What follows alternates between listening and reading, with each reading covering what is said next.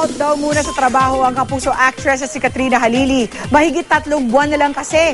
Isisilang na niya ang panganay nila ni Chris Lawrence. Makichika kay Lars Santiago. Hindi na matutuloy ang plano ni Katrina Halili na pumunta sa kanilang probinsya sa Palawan at doon gugulin ang mga araw ng kanyang pagbubuntis. Mananatili na lang si Kat sa Maynila at hihintayin ang kanyang panganganak. Hindi na raw siya pinapayagan ng kanyang doktor na magbiyahe. Hihinto rin muna sa pagtatrabaho ang aktres hanggang makapanganak siya. Malamang sa bahay na lang po muna ako. Alam nga naman, di naman ata ako pwede tumanggap ng project dahil palaki na siya. So mga 3 months, mahigit na lang mga anak na ako.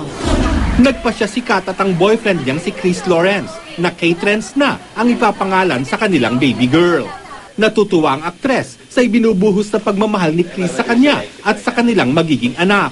Sumulat pangaraw ito ng awiting may pamagat na You Make Me Whole para kay K-Trends. Sobrang supportive naman yun eh. Tas everyday halos nandun naman siya sa bahay. Kaya lang busy lang siya kasi tinatapos niya yung album niya. Kwento pa ni Kat, kahit lumalaki na raw ang kanyang tiyan, hindi pa rin niya pinapabayaan ang kanyang katawan. Inaalagaan ko yung timbang ko, yung masyadong bumigat. Shimmer lotion, diba? Tapos puro fruits, water. Tapos maaga ako natutulog. Tapos na ang taping ni Kat para sa soap opera nila ni Marian Rivera at Dingdong Dantes na May Beloved. Ayon sa aktres, dapat abangan kung ano ang mangyayari sa kanyang karakter bilang Emmy sa huling linggo ng kwento ng soap.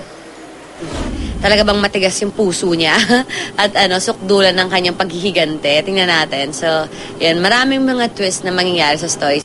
Lars Santiago, updated sa Showbiz Happening.